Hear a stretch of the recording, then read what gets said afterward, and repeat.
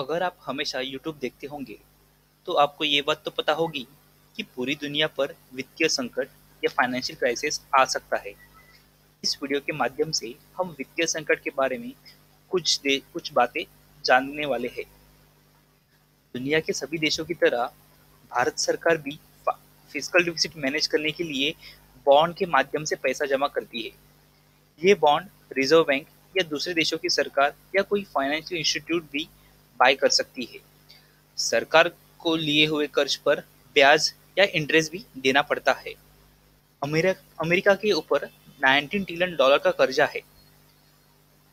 आप यहाँ पे देख सकते हो कि 2008 की फाइनेंशियल क्राइसिस के समय अमेरिका के ऊपर लगभग 9.5 ट्रिलियन डॉलर का कर्जा था और अभी 19 ट्रिलियन डॉलर का कर्जा है। 1 लाख मतलब एक के ऊपर 5 जीरोस और 1 करोड़ मतलब एक के ऊपर 7 जीरोस। ठीक है, अभी 1 मिलियन मतलब 10 लाख, या फिर हम लोग ऐसे भी बोल सकते हैं कि एक के ऊपर 6 जीरोस।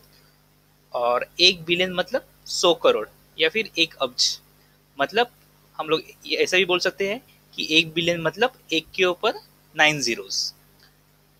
और लास्ट में आता है 1 ट्रिलियन मतलब 1 लाख करोड़, या फिर हम लोग ऐसे भी बोल सकते हैं कि एक के ऊपर 12 जीरोस। मतलब देखिए, 1 मिलियन मतलब 6 जीरोस, बिलियन मतलब 9 जीरोस और ट्रिलियन मतलब 12 जीरोस। ठीक है, अभी हम लोग आगे बढ़ते हैं। साल 2000 में यूरोप में कौन से देश ने कितना कर्जा लिया हुआ था, ये बात हम लोग जान के लेते हैं।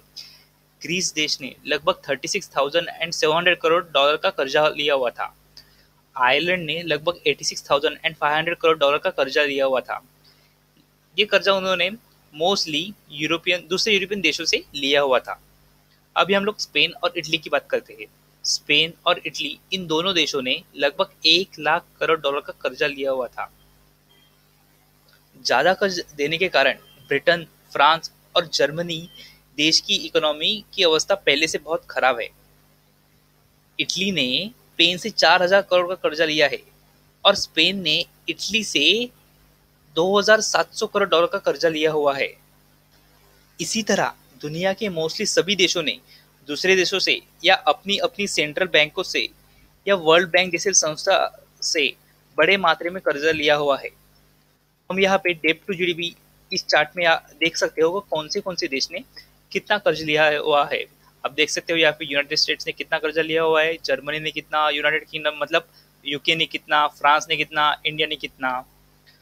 अभी आप लोग देख सकते हैं कि अमेरिका या फिर यूनाइटेड स्टेट्स ने 104.17 यानी उनके जीडीपी के 104% ज्यादा कर्ज लिया हुआ है। अभी आप ही मुझे बताइए कि क्या आप अपनी आय से ज्यादा का कर्ज भर सकते हो? हम एक एग्जाम्पल के हेल्प से ये बात देखते हैं। हम मान के चलते हैं कि आपकी सालाना आय या फिर एनुअल इनकम 5 लाख है, आपका टोटल कर्जा 3 लाख है। इसका मतलब आपकी हर साल 2 लाख की सेविंग होती होगी। तो अभी आप ही मुझे बताइए, आप 5.5 लाख का कर्जा भर सकते हो क्या? अभी देखिए, मतलब आपका कर्जा कितना है? 5.5 लाख का, और आपकी सेविंग कितनी है? 2 लाख की। मतलब 3.5 लाख, 3.5 लाख करोड़ आप कहाँ से लाओगे? आपको क्या करना पड़ेगा, दूसरे किसी से आपको कर्जा लेना पड़ेगा। और इसी तरह हर बार आपको किसी ना किसी से हमेशा कर्जा लेना पड़ेगा। कर्ज मुक्त होने के लिए आपके पास दो ऑप्शन हो सकते हैं। जिसने आपको कर्ज दिया है, अगर वो कर्ज माफ कर देता है तो आप कर्ज मुक्त हो सकते हो, या फिर आपने कहा कि आप कर्ज नहीं चुका सकते, पर कर्ज ना भरने से जिसने आपको कर्ज दिया है वो वित्तीय संकट में या फिर फाइनेंशियल क्राइसिस में आ सकता है।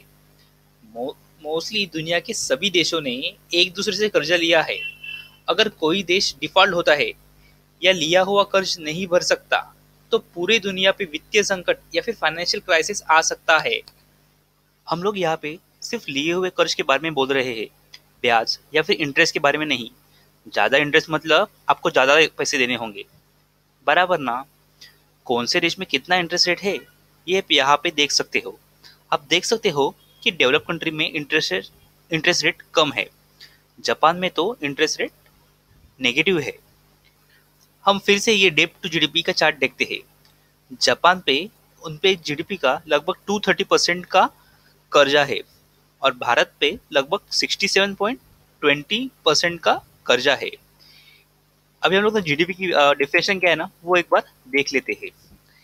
एक देश में एक साल में बने हुए आखिरी गुड्स और सर्विस की जो फाइनल प्राइस या फिर अंतिम कीमत होती है, वो फाइनल प्राइस मिला के जो अमाउंट बनती है ना, उसे जीडीपी बोला जाता है।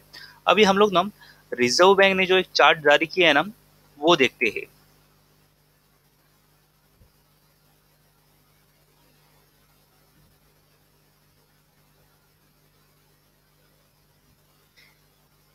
ये जो आप रेड कलर की लाइन देख रहे हो, वो है इंडिया में कितना कितना डेप्ट है ना, वो दिखा जा रहा है। देखिए आप यहाँ पे देख सकते हो इंडिया का रेड लाइन पे उन्होंने दिखाया गया हुआ है।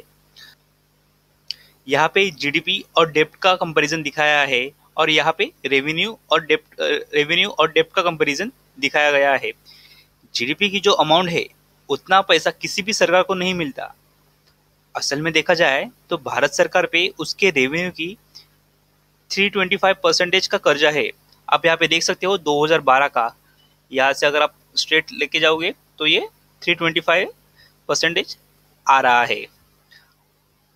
ये जो हम लोग देख रहे हैं ना डेप्ट टू जीडीपी, ये जो डेप्ट टू जीडीपी का कंपैरिजन है, वो मेरे ख्याल से गलत है। क्योंकि देश का कितना भी जीडीपी होने दो, वो कभी भी उस देश का रेवेन्यू नहीं हो सकता। मीडिया में भी ज्यादातर डेप्ट टू जीडीपी के बारे में ही बोला जाता है। हम इस चार्ट में जो डेप्ट या फिर कर्जा देख रहे हैं, असल में ये सभी देशों के ऊपर उसके उससे बहुत ज्यादा का कर्जा है और हर साल लिया हुआ कर्जा बढ़ता ही जाता है। डेप्ट और इसके तरह ही कुछ चीजों के कारण बोला जाता है कि दुनिया पे वित्तीय संकट या फिर फाइनेंशियल क्राइसिस आ सकता है।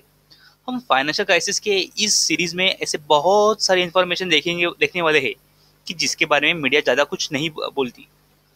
मेरा उद्देश्य लोगों को डराने का नहीं, बल्कि जागरूकता निर्माण करने का है।